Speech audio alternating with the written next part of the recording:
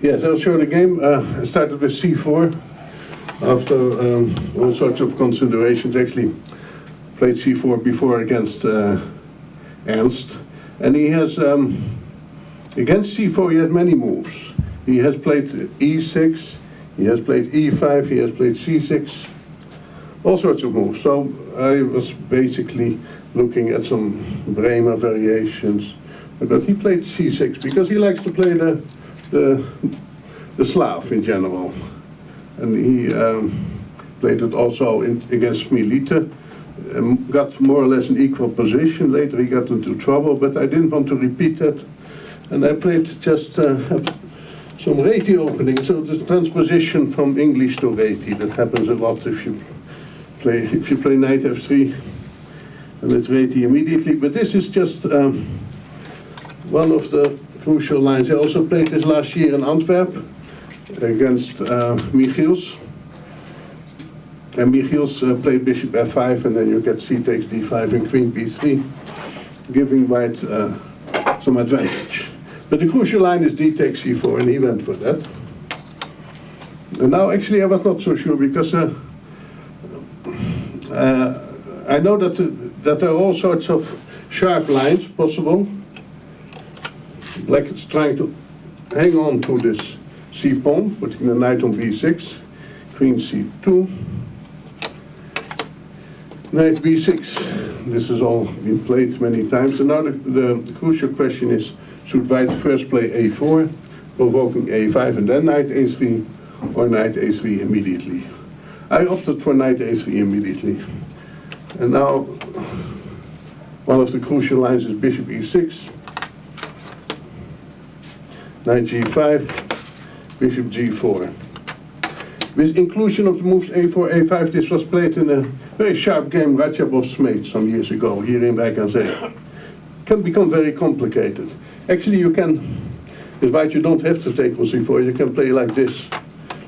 Tekane did this against Giri, winning back the pawn on c4. And just playing also, maybe I would have opted for that. It's not advantage for white, but it's an interesting strategic fight that you get. But Ernst played queen d5, that is of course the other option. Now, actually, white has to sacrifice a pawn in trying to take profit out of the fact that the queen will be attacked once more, and that you get very quick development and pressure against black's queenside pawns. Took. Actually, there's an alternative here. He took very quickly, but it all has been played. But I think bishop f5 is an alternative. But probably this is good for white. Queen takes f3. Bishop takes, knight c4, rook b1. Get very good pressure against the black queen side. I mean, this is the typical way that white wants to play this, just to get pressure. Also, what happened in the game is a similar idea. Took on b3. Now g6 has been played by Judith Polgar. I couldn't remember exactly, but I knew that white got pleasant play. I mean, you can play knight c4, and the queen has to go back to d8, and I wanted to play that position. I think in general it's easier to play for white. Black has to defend, but I was actually happy with the developments in the game. b4. I think rook b1 is a bit passive. This is a crucial way. And queen b3, I think this is good. And now, if I just play some move like d3, I'm a bit worried that he will play bishop a4, and I don't get b5 in a good way. So I opted for b5 immediately. Because I just want to, let's say if it's my move, of course I can just take, and then he has two weak pawns, and he's behind in development, and white always gets back to pawn with an advantage. But he played the crucial move c5, d3,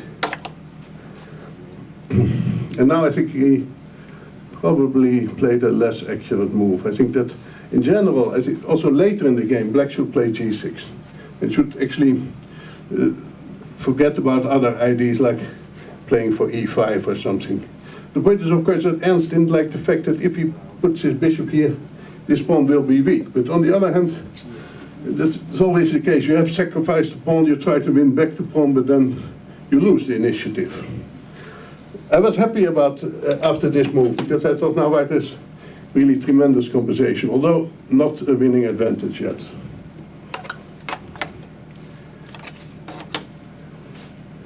And here I get a very strong expansion before black is developed.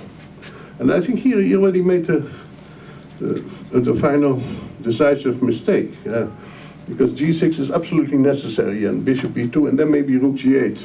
And of course White has a nice, very nice compensation for the pawn, knight c4. But still, it's a game, and black can try to defend. But this happened, and now this is very strategical, everything, because it's just yeah, ideal Reti opening, of course, with a long diagonal opened for the fianchetto bishop, and yeah, what to do? Ernst said that he had considered to castle queenside, but it's very tricky, this position of the knight c4. a7 is hanging, the knight a5, and then finally he decided that this is also, you know, very bad, because the long diagonal is killing black. It was similar what happened in the game. I mean, in that way that I had to still to play this move, very important. And he took, if I take here first, he has the square for the other knight on b6. So e6 is more accurate. Nobody wants to play knight b8 here, so this is forced. And bishop takes b7, rook b8. White is still a pawn down, but the pawn on a7 is very weak. And also black is still underdeveloped. Here he finally played the move g6. It's actually, no, it's too late, because White already has too much here. Knight c4, knight c8, and knight e4. Now this is of course tremendous. The knights are jumping to the best squares. And well, knight c5 is the threat. This is the only move. Now of course I could play bishop e3 to take that pawn, but I thought this was more forcing. Because I will take the pawn anyway, because he has to take with the knight. This is immediately over. F takes e. This is just knight g5 is the problem. After king f6, f takes e5, and black's position collapses. So this was the best try. F takes e, but of course it's clear that White gets back the pawn. It's a very great game.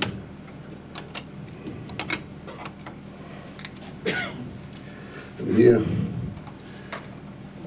I have already, after bishop g7, I was just not sure. I can win the exchange with knight a6 and bishop e3, but I thought that position could be played even better than that, because there's always a technical task to fulfill. So I think this is correct. I don't know for sure, but the idea is of the rook d8.